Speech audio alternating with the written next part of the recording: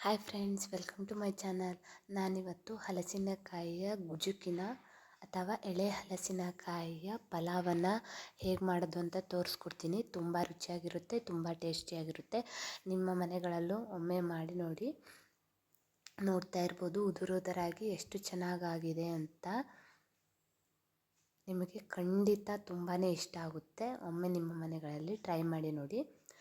ನಾನು ಮೊದಲನೇದಾಗಿ ಈ ರೀತಿ ಚಿಕ್ಕ ಹಲಸಿನಕಾಯಿಯನ್ನು ತಗೊಂಡಿದ್ದೀನಿ. ನಾನು ಮಸಾಲೆಗೆ 2 ಟೊಮೆಟೊ, 2 ಈರುಳ್ಳಿ, 2 ಇಂಚು ಚಕ್ಕೆ, 4ರಿಂದ 5 ಲವಂಗ, ಹಾಗೆ 1 ಕಟ್ಟು ಕೊತ್ತಂಬರಿ ಸೊಪ್ಪು, ಹಾಗೆ ಖಾರಕ್ಕೆ 8ರಿಂದ 10 ಗಾಂಧಾರಿ ಮೆಣಸನ್ನು ತಗೊಂಡಿದ್ದೀನಿ. ಈಗ ಒಂದು ಮಿಕ್ಸಿ ಜಾರಿಗೆ ಟೊಮೆಟೊ, ಹಾಗೆ ಗಾಂಧಾರಿ ಮೆಣಸು, ಹಾಗೆ ಕೊತ್ತಂಬರಿ ಸೊಪ್ಪು,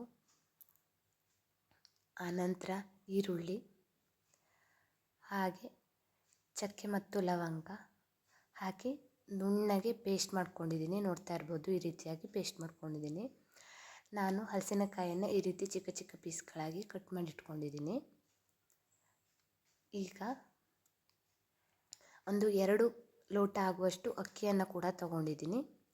ಅದನ್ನು ತೊಳೆದಿಟ್ಕೋಬೇಕು.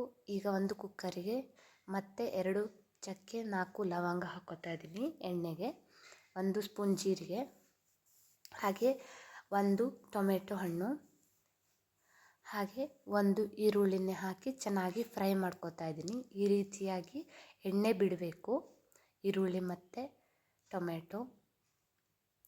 ಈಗ ನುಣ್ಣಗೆ ರುಬ್ಕೊಂಡಿರುವಂಥ ಪೇಸ್ಟನ್ನು ಕೂಡ ಹಾಕ್ಕೋತಾ ಇದ್ದೀನಿ.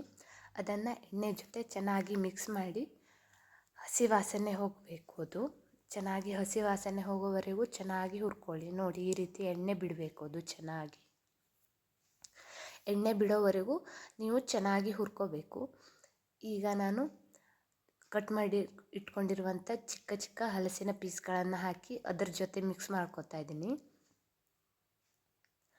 ಈಗ ಅಕ್ಕಿನ ಹಾಕ್ಕೋತಾ ಇದ್ದೀನಿ. ಆನಂತರ 2 ಕಪ್ ಅಕ್ಕಿಗೆ 4 ಲೋಟ ನೀರನ್ನು ಹಾಕ್ಕೋತಾ ಇದ್ದೀನಿ. ಆಮೇಲೆ ಸ್ವಲ್ಪ ಅರಿಶಿಣ ಹಾಕ್ಕೋತಾ ಇದ್ದೀನಿ, 1 ಸ್ಪೂನ್ ಆಗುವಷ್ಟು. ಆಮೇಲೆ ರುಚಿಗೆ ತಕ್ಕಷ್ಟು ಉಪ್ಪನ್ನು ಕೂಡ ಹಾಕ್ಕೋತಾ ಇದ್ದೀನಿ. ಇದಕ್ಕೆ ಉಪ್ಪು ಮತ್ತು ಖಾರ ತುಂಬಾ ಮೇನು. ಈಗ ಸಕ್ಕರೆ ಹಾಕ್ಕೋತಾ ಇದ್ದೀನಿ. ಆನಂತರ ಮತ್ತೆ ಲಿಂಬುನ ಕೂಡ ಹಾಕ್ಕೋತಾ ಇದ್ದೀನಿ.